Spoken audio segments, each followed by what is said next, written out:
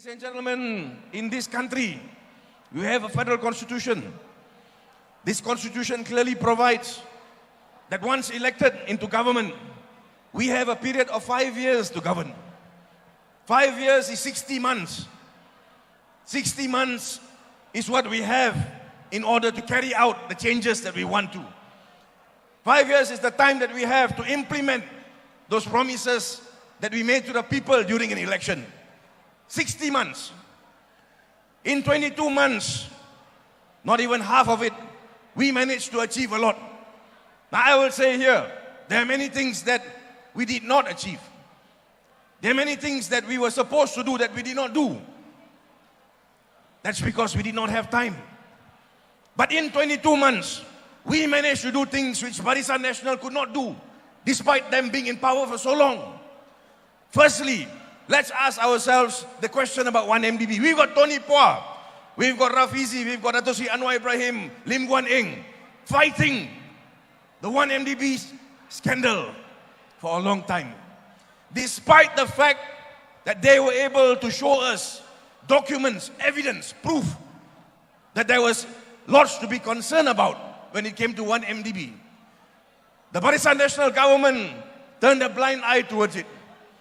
Kerajaan Barisan Nasional walaupun mereka diberitahu melalui pendedahan kita sebentar sebelum tahun 2018, kita berkali-kali bukan saja di parlimen, di luar parlimen, kita menunjukkan bukti, memberitahu kepada mereka 1MDB skandal ini perkara yang besar. Walaupun sedemikian mereka tidak ambil tindakan. Walhal kita masa itu ada satu siasatan di Amerika, an investigation carried out in America, wherein the evidence again became evident. No action. Jadi kita sebagai pembangkang masa itu, kita kata kita akan ambil tindakan. So this is one of the things that we said, if we are given mandate, we are given power, federal power, then we will take action in the 1MDB case. Those that are responsible, they will be brought to book.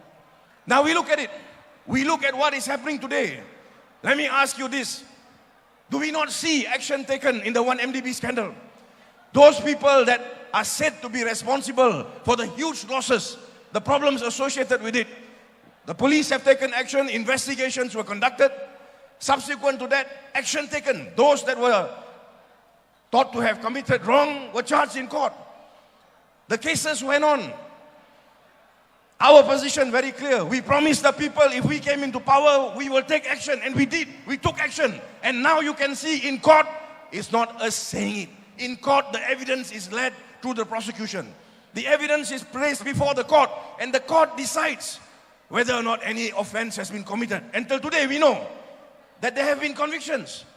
Jadi apa yang kita sebut dulu, bila kita kata ada masalah 1MDB ini, kita menunjukkan keterangan, kita menunjukkan bukti. Masa itu tidak ada tindakan daripada Barisan Nasional. Sekarang kita dapat melihat tindakan diambil.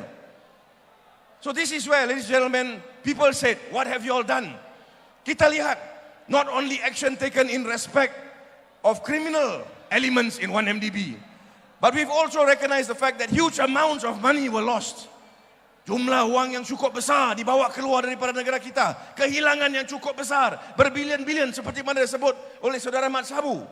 Those monies, the billions of ringgit that rightly belong to Malaysians, taken out of the country, action was taken. We took action because we wanted those monies returned to Malaysia. Because this is our country, and as far as we are concerned, if that money belongs to us, then we have a duty to bring those monies back. And we in Harapan, we did it. We started this. So you can see, for example, the big ship that all of us saw coming back, being sold. Subsequently, action taken, Minister of Finance under Lim Guan Eng, the help of Tony Pua, looking for those funds and bringing those billions back. This is what we did. Apart from that, kita lihat kepada apa yang kita janji. Kalau kita jadi kerajaan, kita akan kaji balik perjanjian-perjanjian yang dikatakan perjanjian yang luar biasa. This is what Tony was saying earlier. We made a pledge. We said that if we become government, we will review contracts. Those contracts that are in excess. Of course, you know what I mean by that. And we did that. Kita mengambil peluang sebagai kerajaan untuk kaji semula kontrak-kontrak. There's a whole list of contracts. Tony said to you just now, they looked at all of them. ECRL, one example, where of course we managed to reduce the cost of it tremendously. Ini juga apa yang dilaksanakan oleh Pakatan Harapan. This is just in 22 months. These are the kind of things that Barisan Nasional couldn't do for months or years when they were in power. But when we came in, although we were new, although none of us had experience running a country or even running ministries, we were able to do it in 22 months. In addition to that, now of course, wherever I go, I say this. We talk about tolls. Toll is something that we have been speaking about for years. Yes, a lot of people come and ask. They say, you all said that you will abolish tolls.